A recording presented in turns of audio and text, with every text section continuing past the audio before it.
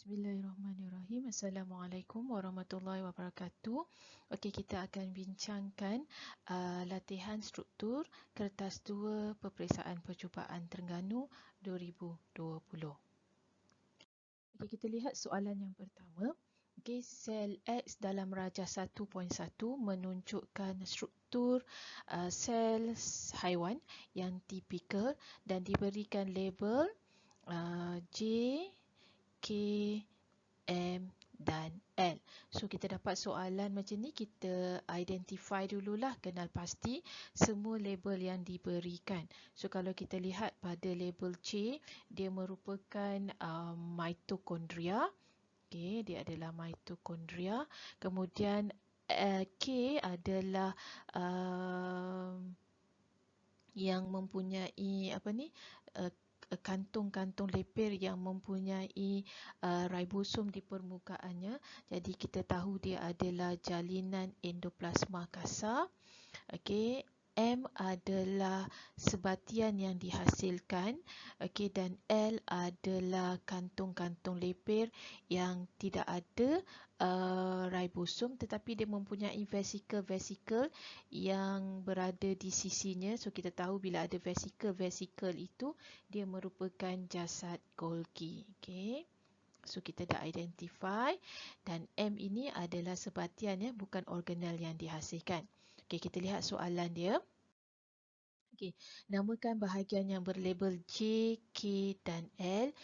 J adalah mitokondria, betul. Kemudian K adalah jalinan endoplasma kasar, mesti menggunakan perkataan yang lengkap, ya, bukan JEK.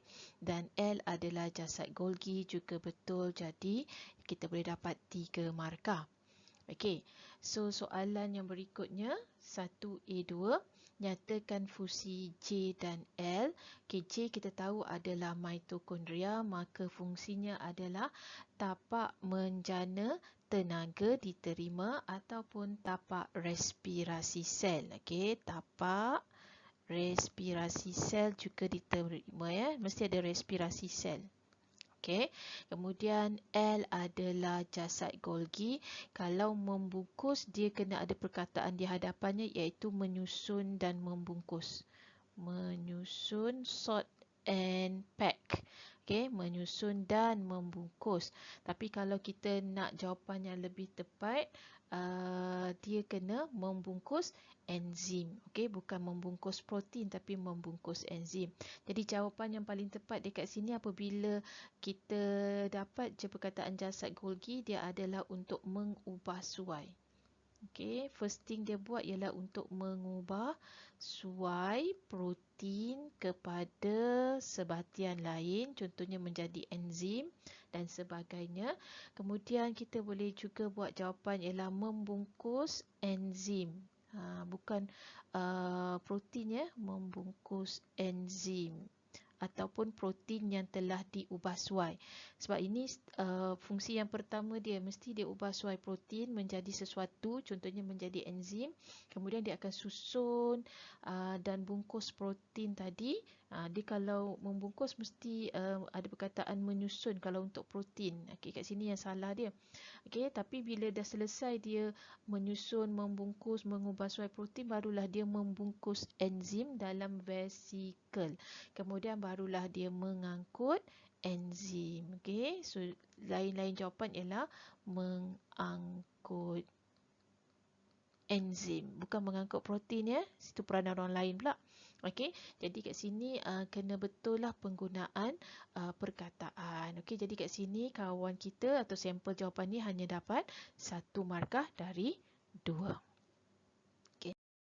Next, kita tengok soalan B. Terangkan peranan organel K, iaitu jalinan endoplasma kasar. K adalah jalinan endoplasma kasar, JEK, dan L iaitu jasad Golgi, jasad Golgi, dalam penghasilan enzim luar sel. Okey, so maknanya bermula dari, kalau kita tengok enzim, kita tahu dia bermula daripada penghasilan protein. Okey, so protein kita tahu dihasilkan oleh ribosom, dan ribosom terdapat pada JEK.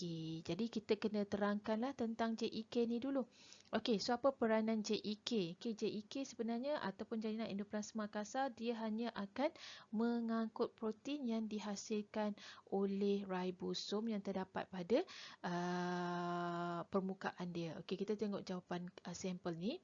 Organel X berperanan, organel K, okey dia tengok organel K tadi berperanan untuk mensintesis enzim luar sel. Dekat sini miskonsep. Okey, mensintesis enzim luar sel tu bukan peranan organel K. Okey, so kita baca lagi ayat dia. Okey, mensintesis enzim luar sel oleh ribosom. Ni dah confuse kat sini yang terlekat padanya. Okey, so ribosom dia tak buat enzim, dia hanya membuat protein. Okey, jadi kat sini miskonsep lah, betulkan konsep. Kemudian kita baca lagi, enzim tersebut akan dimasukkan ke dalam vesikel angkutan lalu bergerak ke organel L. Again, enzim belum lagi dibina di JEK. Okey, dia dalam bentuk protein lagi. So kat sini pun salahnya dalam perkataan enzim ni. Okey. Okey, ini salah dia dekat sini. Okey, kemudian lalu bergerak ke organel L. Okey, memang. Lepas tu di jasad Golgi, enzim diubah suai sebelum dibungkus ke dalam vesikel rembesan. Okey, dekat sini ada betul dah. Tadi kita dah namakan kan, L tadi adalah jasad Golgi. So, ni betul, di jasad Golgi, enzim diubah suai. Okey, enzim diubah suai, salahnya di sini perkataan enzim ni. Okey, dia bukan enzim tapi protein yang diubah suai menjadi enzim. Okey, sebelum dibungkus ke dalam vesikel rembesan. Okey, tapi tak lengkap dibungkus. Dan apa peranan vesikel rembesan untuk dia jadi enzim luar sel? Okey, jadi idea ada dekat dalam sampel jawapan ni, tapi tidak tepat penggunaan istilah. Okey, menyebabkan kita jadi salah konsep. Okey, so macam mana kita nak jawab? Kita mula dengan organel K lah ya. Okey, kita point yang pertama kita nak cerita tentang organel K.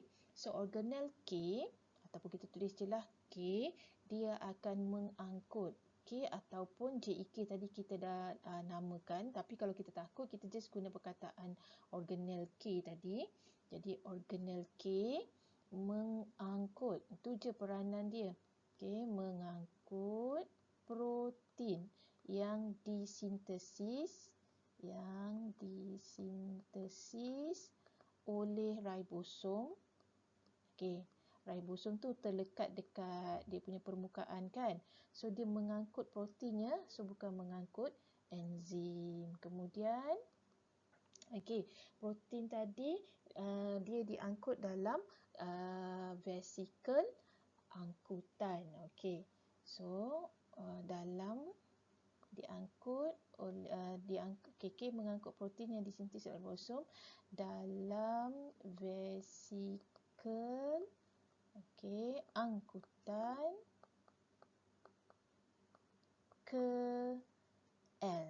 Okey, ataupun kita dah tahu nama tadi, ke jasad Golgi. Okey, yang ketiga apa pula peranan L? Okey, kita tahu L tadi adalah jasad Golgi. So organel L ataupun kita dah tahu tadi, kita sebutlah jasad Golgi akan mengubah suai protein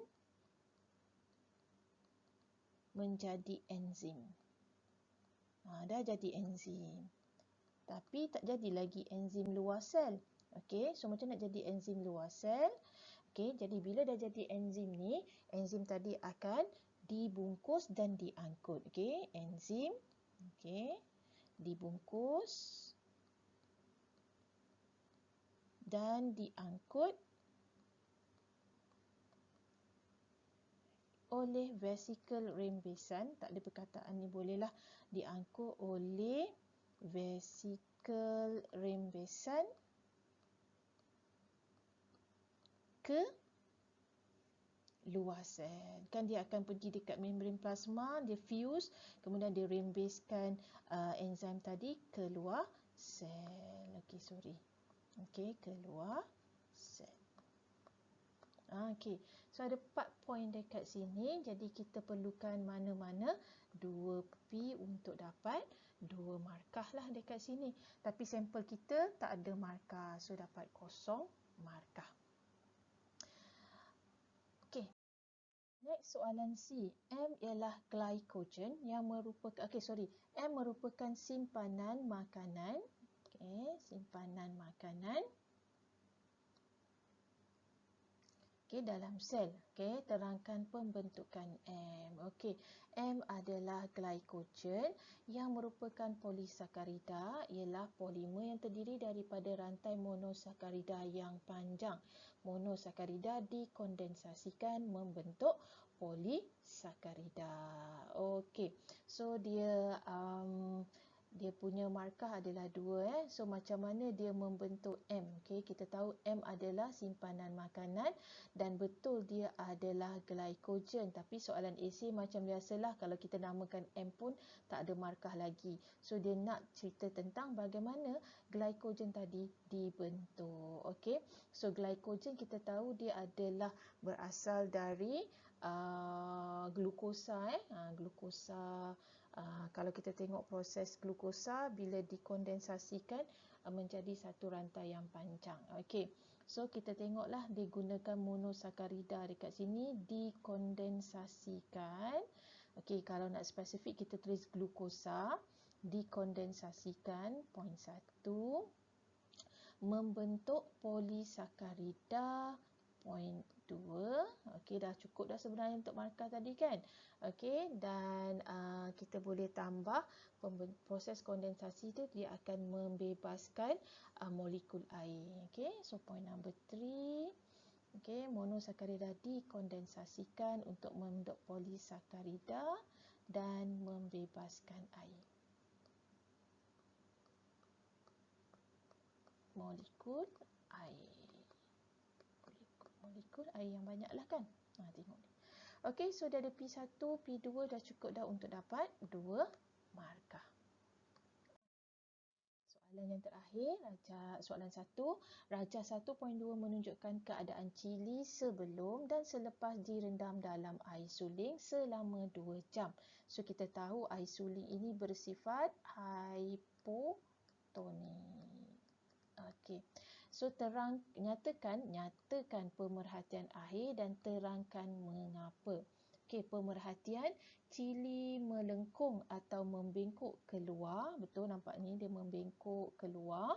Okey, dan penerangan dia kerana air meresap masuk ke dalam sel. Okey, good. Okey, meresap masuk ke dalam sel secara osmosis. Okey, meresap masuk is point number 2. Okey, kerana air suling lebih hipotonik berbanding sel. Okey, hipotonik mesti banding dengan sel. Okey, good. Ni P1. Okey, dan sel menjadi segah. Ni adalah P3. Okey, P1, P2 dia ada, P3 ada.